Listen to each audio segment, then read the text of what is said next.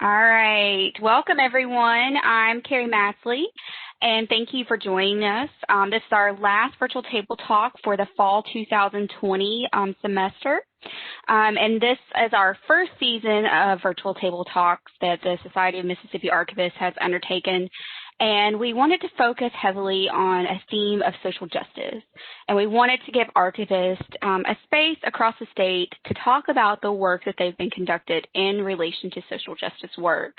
And I think that we've had a fairly successful first season. If you haven't been able to catch any of the other virtual table talks, they are available on our YouTube channel. This session will also be recorded, and we will be sending the recording out once it has finished processing through WebEx. Before we get started, I do want to do a little housekeeping. We will have a brief question and answer session immediately following this presentation. I'll be monitoring those questions in the Q&A box. So make sure that you put any of your questions in the Q&A box, not the chat box. That way we can ensure that those don't get overlooked. And that's pretty much it for me. I'm going to turn this presentation over to our speakers. So please welcome Baldwin Chiu, Larissa Lamb, and Emily Jones, and they're going to be giving their talk on My Artifact Needs an Agent, How to Celebrate and Be a Good Steward of Popular History. So I'm going to stop sharing my screen, and then I'll turn it over to you, Larissa. Okay. Hi, everyone. We're really glad to be here. And we are filmmakers of the documentary Far East, Deep South. And we're actually going to turn it over to Emily Jones because our story starts with what happened when a Chinese family from California walked into an archive. Yeah. Sounds like a joke, right, Emily? Oh, Emily just disappeared. Oh, there she's back. She's back. Okay. We scared her off. So, Emily Jones. What happens when the Chinese family comes into Mississippi? Emily takes off. Oddly enough, I don't. No, yes, you can't get rid of you. You know, really. So, yeah, it was a couple of years ago, and what we have done, I'm Emily Jones. I'm the archivist and curator at Delta State, and one piece of the work that I get to do is working with the Chinese community in the Mississippi Delta, and we have broadened that out from just the Mississippi Delta. We are including places in Arkansas and Louisiana and Tennessee now, but and I'm actually sitting right now in our living room section of our museum, so while you can't come over, I hope you can enjoy a little bit of the ambiance. But the museum was just growing. We had just started the museum, but, you know, from a museum, you have to have artifacts before you can just say, oh, look, we have a museum. So families have been slowly giving us materials. And all of my archivist friends are going to recognize that, you know, you see that random box come in with a family and they say, oh, look, we have this box and 18 more in the back of the car. Do you want all this? And it's a new piece of history. It's a new realm of history that you're collecting in your repository. And you say yes and hope that it's somewhere in there. There are pieces that are going to be significant to documenting that history in your region, but also that are going to be something that others are going to enjoy as much as just the archival interest is presented. And so that's what happened one random day in my life, and the series of boxes sat around for about a month before I could really get through them. And then, like we all do, I quickly surveyed what was all there in all of these 18 boxes. And it was just random, the things that would come to mind out of that kind of quick processing. After that inventory list was done, set it down and went on to the next project that needed some attention. And then I guess it would be about 6 to 9 months later that I got a random phone call, because random is definitely our mode of operation around here, that a fella had been told by his dad that they had a family relationship here in Mississippi and in the Delta, and they were narrowing that down. They didn't know the name of the business, but they knew it was a grocery store, and it was somewhere around Cleveland. Could I help? Ta-da! And so, we don't really have directories of, grocery stores that have names that maybe you just need to search one of those. It really is still a lot for the Chinese history in the Delta. It's really still locked within people. And so when my resources on paper and online didn't help, I'd reached out to the community of supporters that are here in the museum and said, anybody know about a grocery store that may have been around here, and the people that owned it died, but it was way back in the 30s and 40s. And so everybody got to thinking, and about the time that people got to thinking, a family of the Chinese family drove up. They had come all the way from California and landed and came to Mississippi, and right outside the front doors of the archive, I meet Baldwin and his brother and their families and their dad. And, you never know when you're going to meet somebody and it's going to be so much more than just answering a question.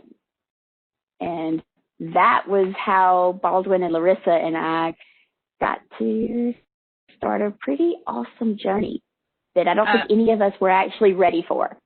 Why don't we show everyone a clip of what happened that day so they have an idea of... Well, they can experience They can actually experience it with us, why this relationship is so significant and why what you all do as archivists is so important. So, can we pass the presentation back to us so we can share this clip? And there you go. Here we go. And this is pretty awesome, y'all. This clip is real... Well, not real time now, but like real time for us back then, of what happened when we first stepped into Mississippi and met Emily at the Mississippi Delta Chinese Heritage Museum. So here he goes. Great.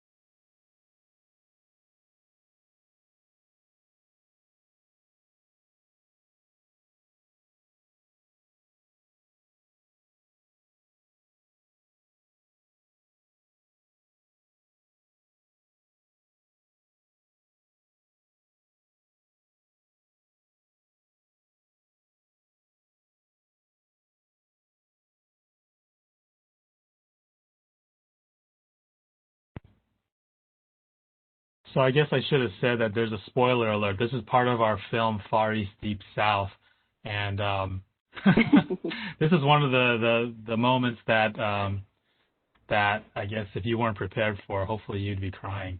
But I know we didn't set it up very well because you didn't see the first part of the movie. but yeah, that's part of our film, Far East Deep South. And I don't know, do we want to just roll right into? Yeah, so we didn't. We were just on a family vacation. We honestly didn't even know like what we were doing. We thought we were going to find a gravesite. That was our main mission on this trip, to find Baldwin and his grandfather and great grandfather's gravesite, and we didn't even know where the cemetery was. So his brother literally just thought like we would just drive around town and go to every cemetery we could. But City Hall was helpful, and then City Hall was the one who told us about the museum, and that's how we met Emily. And that reveal was actually one of the first things we discovered. So her whole documentary tracks us as we discover more artifacts, more connections, not just family-wise, but just even revealing the history of the Chinese in the Delta. Yeah, so luckily this one spoiler won't ruin the whole movie for you. But we thought we'd probably want to show you the trailer, because, I mean, we showed you that scene because Emily was talking about how we met and the importance of collecting, materials from subjects. So that's kind of your example. But here's the trailer to our film, Far East Deep South, and it gives you a bigger understanding of the impact that trip was.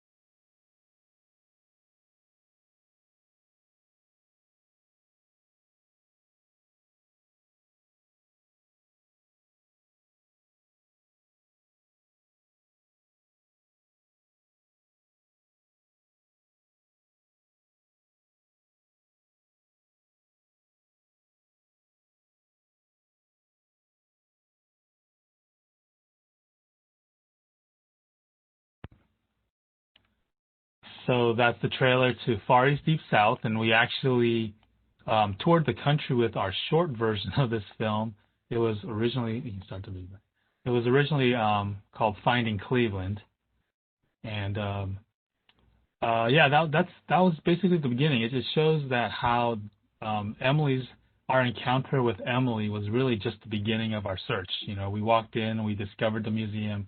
The role she had as an archivist really just started this journey. It didn't, and actually in the beginning we thought it would be the only journey we'd take. We thought that trip to the museum and what we saw there would be the only thing that we'd find. And then I got the crazy idea, why don't we do a short documentary, Finding Cleveland, and then after that, why don't we do a 76-minute feature documentary after that for the next 5 years? And little did we know that. And it's been that give and take, that tug and pull that y'all have helped us, focus where else to pull history from as well. I mean, so it's amazing what y'all have done in the film part and in telling the story, but also in teaching an archivist how to better serve a community. So, well, actually, I thought I was bugging. Just wanted to share. I thought I was bugging you too much because I think, we came back out another four times at least, right? At least another 4 times. And every single time we came out, we found more things. We thought originally, 6 years ago, we'd go there once, probably never go back again. We thought the Bible was pretty cool in and of itself, right? Yeah, that was just the first reveal. So, your spoiler was only the first thing that we spoiled. We found so many more other things, and some stuff we didn't even include in the film. But it was amazing that every single time we came out there and we prepared you that we were coming back out, you or somebody you knew would bring back another artifact, right? We found other heirlooms, family heirlooms, like a Hollywood light set, right? Like, what's going on? Yeah, and I think that is that's where the title I came up with the title for our talk today. But that sometimes you never know, in your responsibility of just keeping and holding things, when all of a sudden one item is going to dominate your world pretty much. And I'm thankful that y'all have stayed energized about it and engaged, obviously. It just doesn't happen that often that, an archivist gets to see so much grow from just the jobs we're, invited to do on a daily basis. But also the thing that y'all have done with taking the film out is y'all have uncovered even more diverse themes that have been the underscore of the Delta, and you're able to have those conversations outside of the Delta, which is something I could never do because I'm here. Yeah. Although now in a virtual world, we're having more of those conversations, outside from the comfort of our own homes. Yeah. I think the thing that was really interesting, and I know one of the themes with social justice is, the Chinese community doesn't like to highlight the negative, right? I think a lot of communities don't like to dwell in the past. They don't often share and talk about it, which is why there's a lack of collections of sometimes these artifacts or even these stories. And so for us, kind of digging deep, it was partly wanting Baldwin and his dad to reconnect with, his past. And there was some good, but there was also some bad because we heard about the hardships of the store owners and the Chinese in the Delta. And I think for some of them that are featured in our documentary, it might have been the first time that some of them were venting about the discrimination they faced in the Delta. Mm-hmm. And then also hearing stories from the Black community, how they were living with, very symbiotically with the Chinese community and how they relied on each other. Again, we don't normally hear this history or even, acknowledge that the fact that these two communities were shut out of the white society back in those days, and especially in light of what's been going on this year between the social, justice of the Black Lives Matter movement and also with some of the anti-Asian sentiment that's been coming out because of the coronavirus. We see kind of like these two communities who have been discriminated against in the past. Sadly, these stories and these lessons can be applied to today to hopefully, eradicate some of that. And I also wonder, with all this is all our discovery and all this impact right now on the social justice side, all came back down to knowing our history. And we would not have known our history if it wasn't for Emily and the community saving everything that they had, right? And making that stuff available and accessible. There's a lot of hoarders out there that make things not accessible, right? Yeah. And it's so great that museums and archivists are hoarding things so that they can hopefully make it accessible, right? I'm glad, I'm glad Marie Kondo is not an archivist because there was nothing to share. To be like, what brings joy? Nothing brings joy. Nothing is in my museum. Marie Kondo is your enemy. If you haven't watched Tidy Things Up or whatever it was. Anyways, but I'm just joking. We need to do that here. But we're glad you did not tidy up your museum. Thanks. Yeah. Sometimes, and that's an interesting tug and pull too, for an archivist is riding that hoarder line. But making it accessible to the public. And speaking of the public, y'all with the film have really carried that, the diversity question and the diversity topic, to a wide audience that does now have roots still in the Delta, but maybe has never, like y'all, never visited the Delta before. And I've been on a couple of calls with y'all, and I just wondered if you would want to talk about when people are on the calls and they're understanding about the Far East Deep South, and they share that they are either the product of an interracial marriage, or they have always heard about what it was like for their grandmother who married a Chinese person and his grandmother may be African American, or, you know, the reverse of that story. What is your reaction when people share with you that local history like that in this format? Yeah, well, one of the things we realize is that, you know, people from the Delta are now everywhere across the United States. You know, a lot of people have moved on from the Delta or have roots in the Delta. And for us, I almost feel like some of these people coming out of the woodwork now are like our film gives them permission to talk about it, you know. And it gives them a catalyst to ask their grandparents or their parents more about it, because maybe they just took it for granted. You know, Baldwin didn't quite take it for granted because he never knew anything. So when he discovered this was like he was lapping it up like honey, right? Whereas we talked to a few of our friends who are like the descendants of, you know, people in the Delta, and they're like, oh yeah, I heard that growing up, like, you know, not a big deal. But then some of them who were a little bit far more removed, they're like, oh my gosh, I didn't know all this. You know, Grandma, tell me more. And so we're glad we're opening up these conversations. We're glad that people are now curious and more open to share about their experiences, good and bad, you know, with their families from there. Yeah. Yeah, I love the fact that this diverse history can now, you know, be told not for the sake of diversity, but for the sake of authenticity and actual facts and real, you know, real history, right?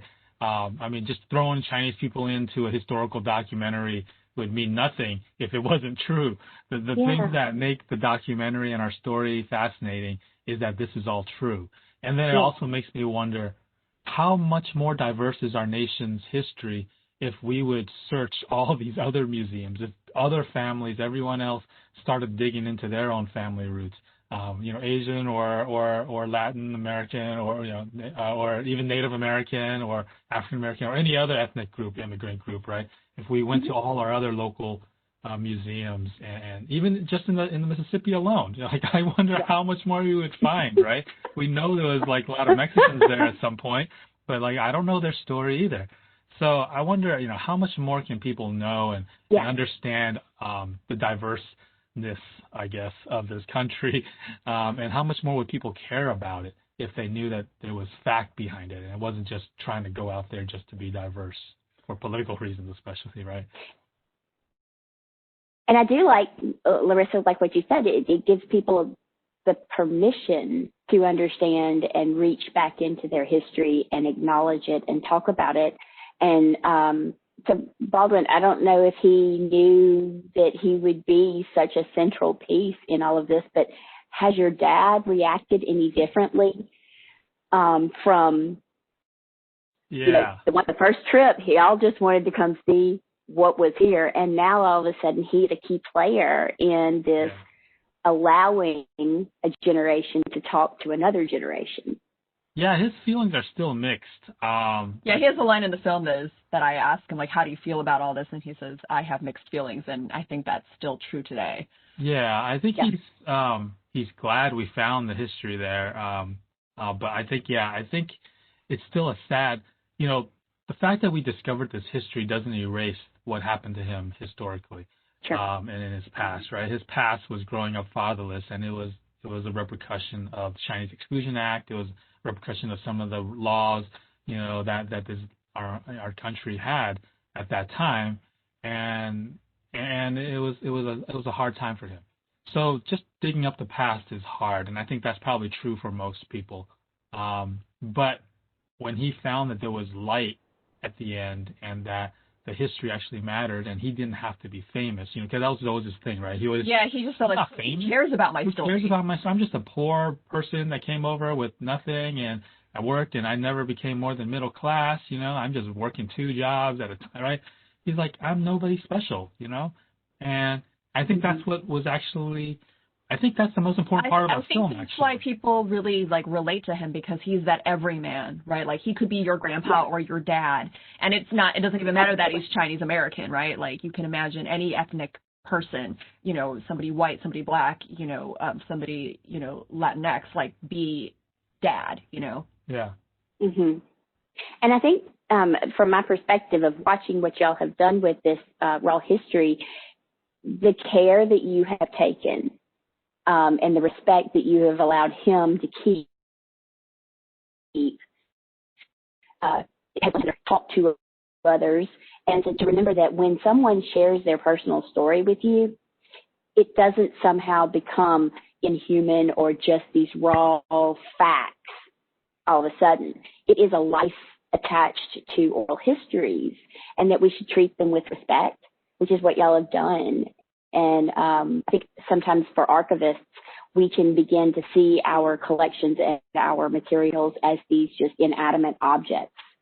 And your film reminds me, and the reason why I get teared up every time, besides, you know, being there and remembering how it felt, but it reminds me to remember that, you know, every object, every piece that someone has given to me had a life before it became an artifact in a museum. And so respectfully approach them, you know, and remember that. But give people the opportunity to enjoy them too. So y'all carry a very heavy topic and you deal with it well.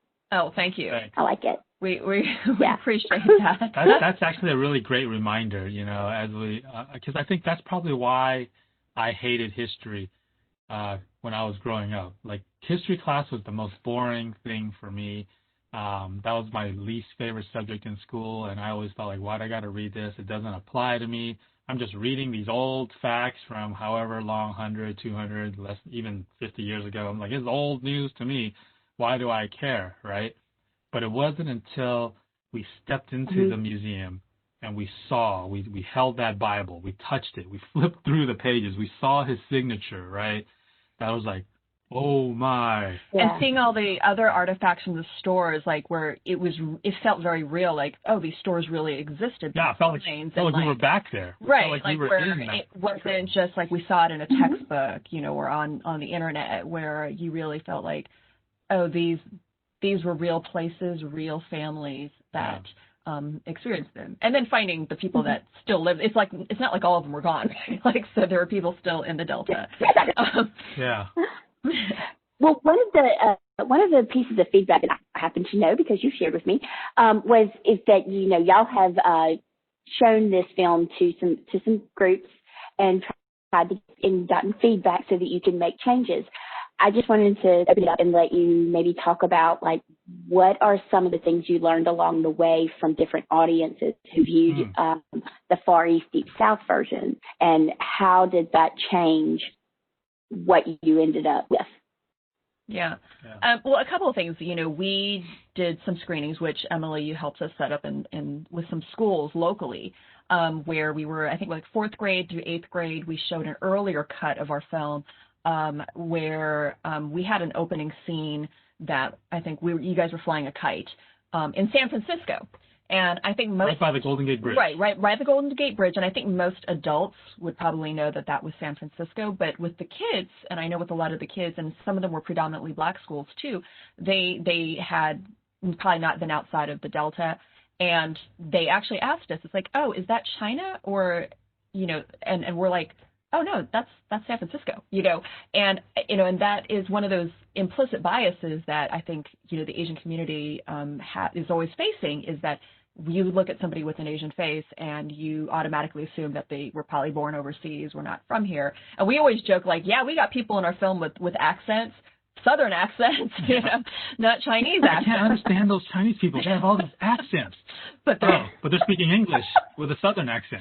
Yeah, those Southerners. And so subtitle them.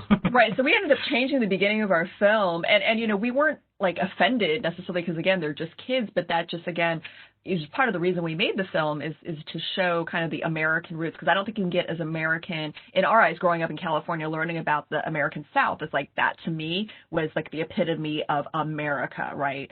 And so to know that a big Chinese population was there made me feel more American. And so we wanted to establish very early on in our film that this was San Francisco. This was a family that is of Chinese descent in America. And then the other one, was just sensitivities between the Black and the Asian community from the Black perspective, because, some of our friends and filmmakers that we screened the film for gave us some feedback that, we had a lot of, again, we had a white pastor, white historians, or, other residents remembered his family, and they were being kind, and they were like, oh yeah, the Chinese were very hardworking, and they were very, they had a great work ethic. But because we were juxtaposing that against, the Black history here too, a lot of our Black friends were like, some of us may take it and go, we work hard too. Yeah, what are we, like, were we lazy? And again, it's like saying you can't say if somebody Black is articulate. It's the same way where, like, them hearing that the Chinese were hardworking was kind of like they respected it was starting to pit those two communities against each other. And so, like, that's not what we wanted to do, because again, I know some of the folks were just paying a compliment and being nice, but that was actually a really sore spot for our friends in the Black community. And so we just took out those references because it wasn't needed. It's very subtle. You're not going to miss it, because I think people just intrinsically, that's a good implicit bias, is that thinking that Chinese are hardworking and smart, right? But we realized that that was going to cause more friction from a racial relationship. And for us, we wanted to be more about, like, showing shared history with the Black community and the Asian community. Yeah, the other thing that we got some feedback on was like you asked earlier a little bit, like, I wasn't expecting to be so center point in the film, and that's kind of how we thought with me and my dad. We weren't going to be the center point. We would start the conversation, and we would take people on this historical journey and educate people about what we discovered. And at some point, we just had a lot of historians. We had a lot of facts. We had a lot of messages and historical context and stuff like that, right?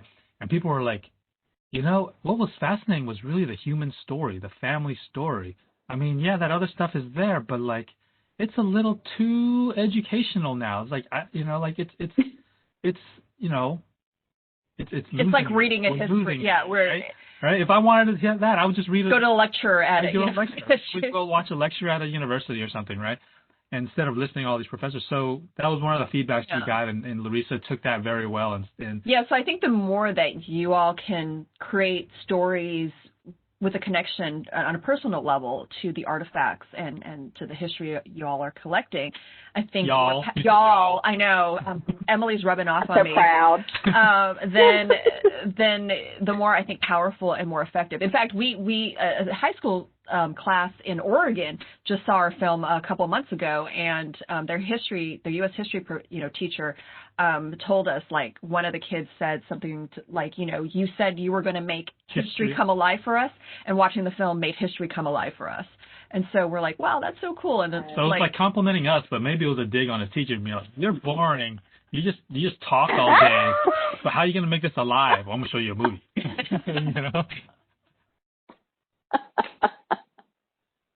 Well, that kind of leads nicely into the next phase of the film and what y'all have done. I mean, you've won lots of awards, and Larissa, I do want to point out that I'm very impressed that you are a very talented, strong, giving woman in a world that's pretty dominated by men, and I love that you're getting recognized for the female aspect of leadership that you are giving. So thank you for that.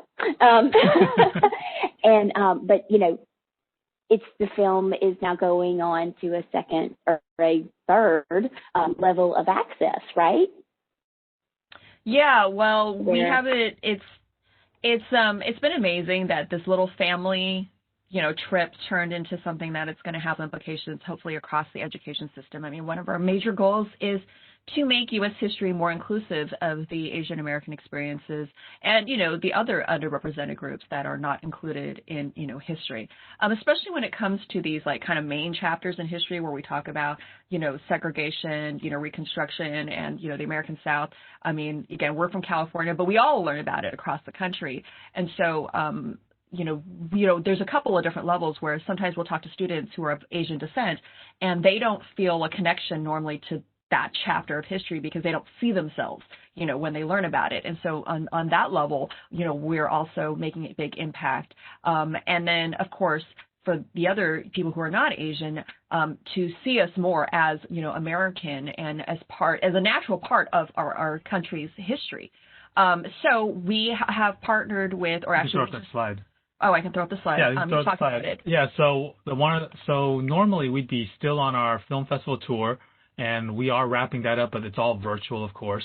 But we probably will be continuing live events when the world reopens.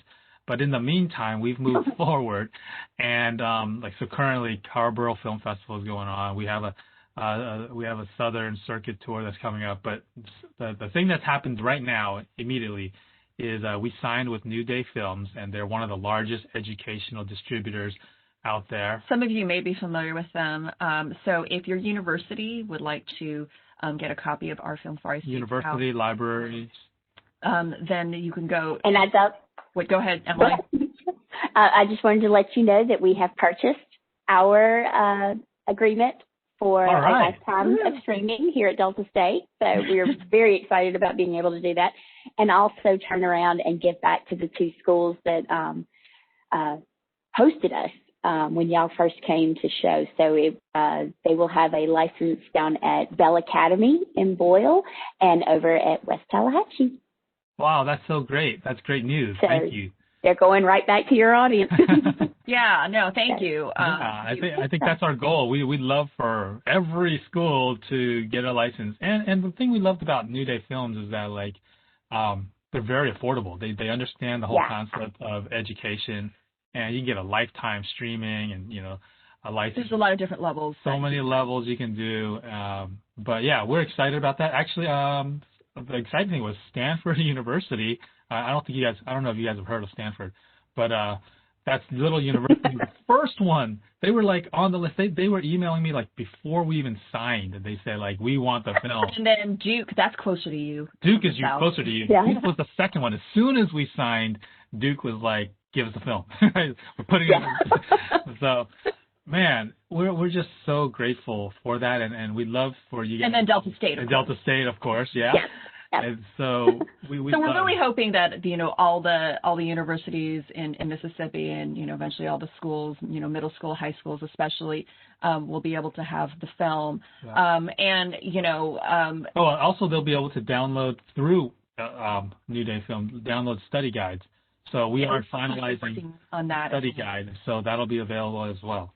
And currently, outside of the education system, our film, if you're interested in catching it, is going to be is currently running, starting today, at the Carborough Film Fest. This is all virtual. Normally it'd be in Carborough, North Carolina, but it is going all virtual. And you can go to our website, fareastdeepsouth.com, to find out screening information. There's a link to New Day there as well. And we have our email here, Baldwin@giantflashlight.com. Just so, if you want to get in contact with us, we'd be happy to answer questions. I know we're going to open it up for questions in a little bit. Feel free to screen capture this if you don't know. We can also enter it in the chat, I believe, so we can put the website in the chat.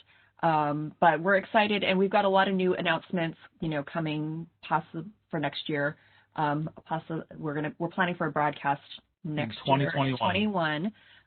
So you can all look out for that. Can we say that? We can say that it's 2021. This will be a national broadcast on every every TV. Yeah.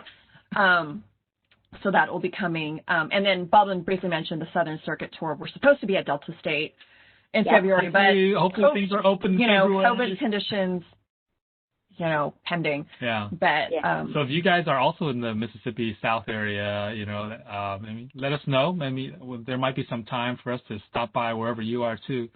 And if not, we can do things virtually. We can do things virtually, or we can come back. Love coming back. We miss our southern food. I miss the deep. Well, we ordered deep fried catfish from a little place in Sacramento, and we're like, oh, we miss catfish so much. Let's just get this. And it was a fish and chips place, and they were like, oh, well, you can do fish and chips with catfish too. And so they tried to make fried catfish, and we're just like, man, this is not the same. We are not ordering California fried catfish isn't going to fly. Again. It must be the water. It's the water. But I love, I just really, I cannot say thank you enough for being such a wonderful example and a good steward of precious history, of something that without y'all would have still had impact because it was still a part of the museum, but y'all have taken something and just opened up the world of possibilities for just our little museum, and you brought a lot of people to our doors that want to share their history, but also want to know more about the Delta. I couldn't have done what you do. You've got an amazing talent. Baldwin, you changed your entire professional trajectory. And thank you. It seems so little. Yeah, I hope it's worth it. It is. It is. Yeah. You scared me a little bit when you told me one day you were going to, Oh, I scared you. Yeah. I still haven't told my dad. He's still thinking I'm an engineer. Oh no, he might watch this. Shoot. Yeah, I told Jeremy, you'll have to edit that out. Yeah, I told my mom kind of knows, but like, yeah, I was an engineer for 18 years of my life, and I just said like, forget it. This is more important. Well, and I think that just shows there's a thirst for knowledge from people, especially those who've been in underrepresented communities for this history, to learn more about this and to even see the artifacts. And I know, Emily, you've had several people like show up at the museum because they saw our film or heard about our film, right? Yeah. Mm-hmm. Like one person? Just one? Oh, no. Oh my gosh, y'all. I can always tell when y'all have done a showing or there's been something online because I'll get a flurry of emails wanting to know if I have something or can they come, and it's either a Facebook message or an email. So yeah, every time. That's so cool. So thank you. And I didn't know if this was the right time to open it up to the questions. Are y'all? Is there anything else y'all want to add to the discussion? Hopefully we have time. Yes, we can do questions. Yeah. There's already a couple of questions in the Q&A. Oh, okay. The first one comes from Emily, another Emily. She says, "Hi all, this is wonderful and such a compelling and brave story. Could you speak to some of the archival challenges you've experienced while making the film? Have some records been hard to track down or interpret?" Is that a question for Emily or for us? Maybe both. For anyone who wants to probably take it. y'all. Other than just being a person that could call people, unless we had it here in the archive, it was pretty much just a guessing game of where other material would be. And so putting y'all in front of the other people was as much as I could do. And then y'all really took off with it. Yeah, I think that was one of the challenges is when we first came to you and you're like, Casey Lou, I mean, you just happened to remember that name because of the Bible, but aside from that, you're like, I have no idea what the store's name is. There's no way I can even look it up. Yeah. You mentioned that. And it was just about tracking down people. And so I think as time goes on, that will become more difficult to track down people if they're not alive anymore. But for us, the National Archives, you'll see in our film as well, like that was very helpful. We ended up going to both the San Francisco archive, which was the treasure trove for us in the Chinese Exclusion Act files there, as far as finding his, family documents. I think one of the other challenges with Chinese names is that they were, phonetically transcribed, and so they were spelled differently in a lot of contexts. And then when we came to your museum in the Delta, Baldwin's family, they went by, their English quote unquote adopted English name. So his great grandfather was Charlie Liu, and of course he had multiple nicknames. You know, anybody with Charles is like it was Chas J. Liu. It was, you know, Charles, you know, or Charlie. Sometimes spelled differently. Y, sometimes I. Even in English, it was spelled differently. And then, of course, his Chinese name was spelled differently. And then they flipped the Chinese name. You know, the first name became the last name became first. So, like, even though it says Liu on the gravestone, it's because his great-grandfather's name was Chiu Zong Liu. And then and Chiu is actually the proper last name. And so a lot of documents, it would be translated to not CHIU, but it would be like JEW, JUE. So a lot of the people in the Delta that have those names, actually the Chinese character is the same. So I think that was probably one of the biggest challenges, was finding things related to his family that were the actual like name, because sometimes looking at it, because somebody would be like, oh, I know a Jew, are they related to you? Or like, no, they're actually different. They're not different. They're not related to us. Or somebody's named Liu or Lao, are they related to you? I'm like, no, that they're not related to us, because that's not really his last name.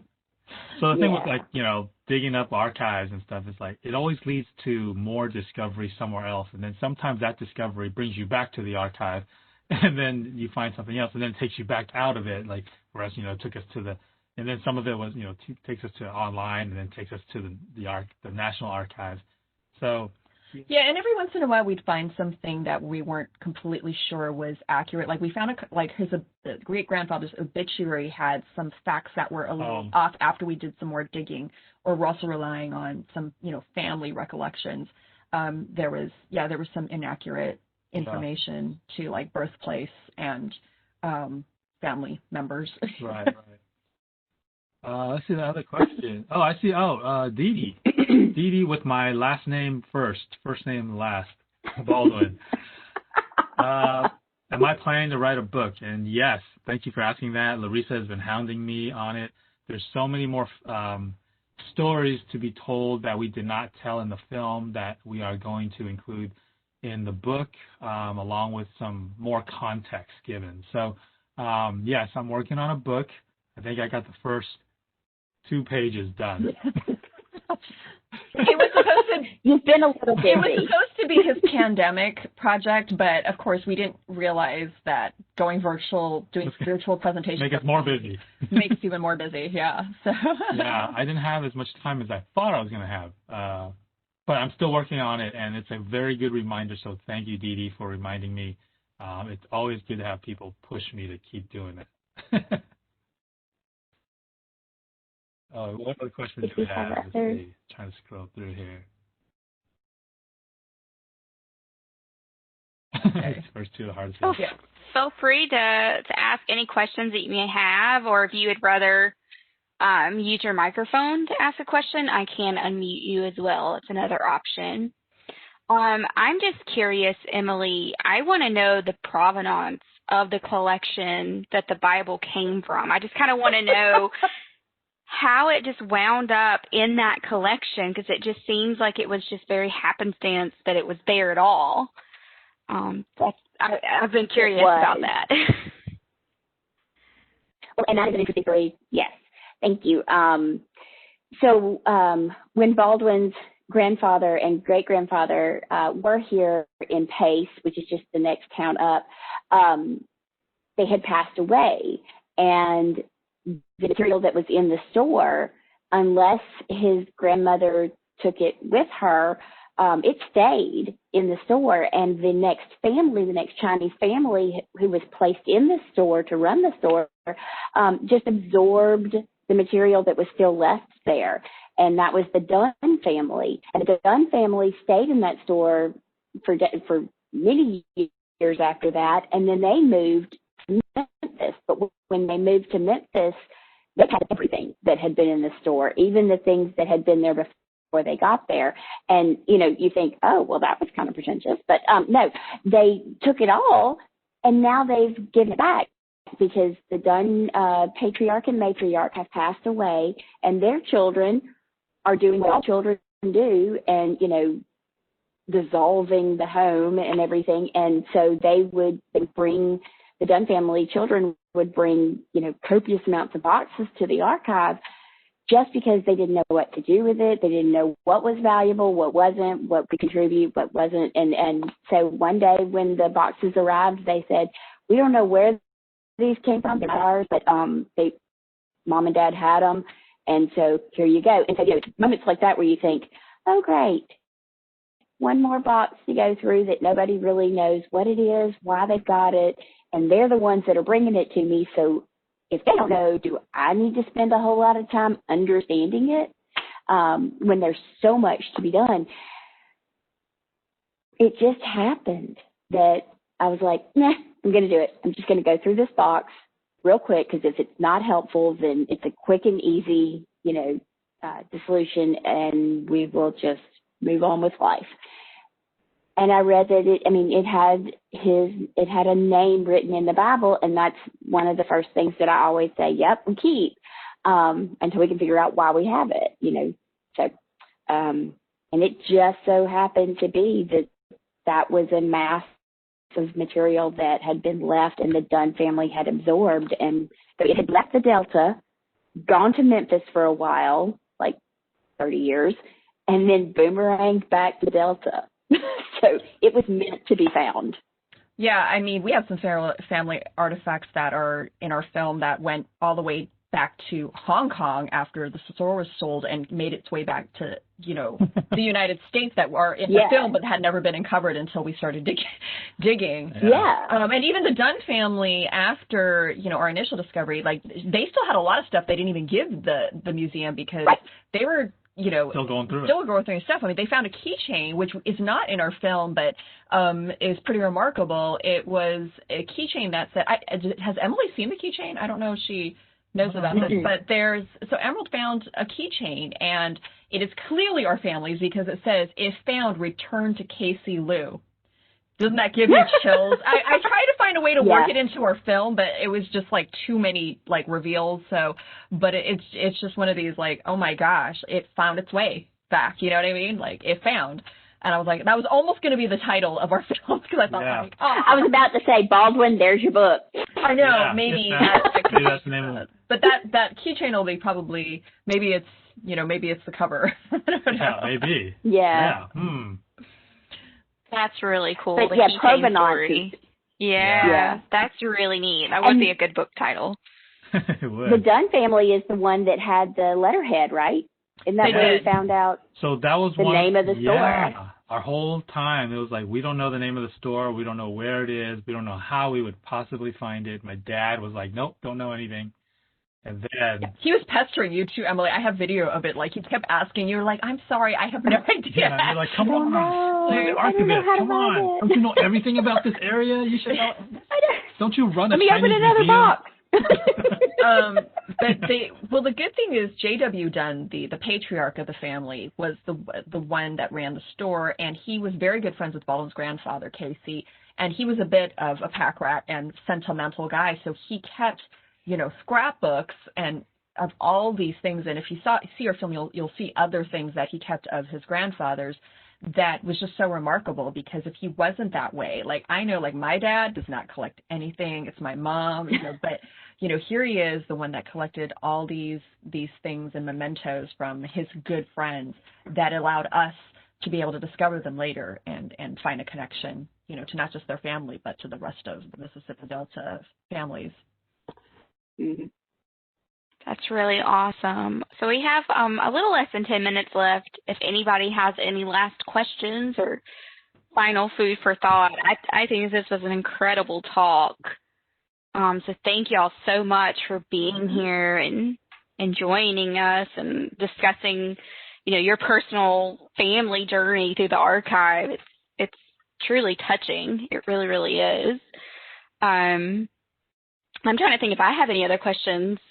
I guess one question I do have is, what was it like for you to just see your family artifacts being held by an archival repository? What was kind of like your initial reaction to that, to see maybe this formal institution to have ownership over something that's a family heirloom?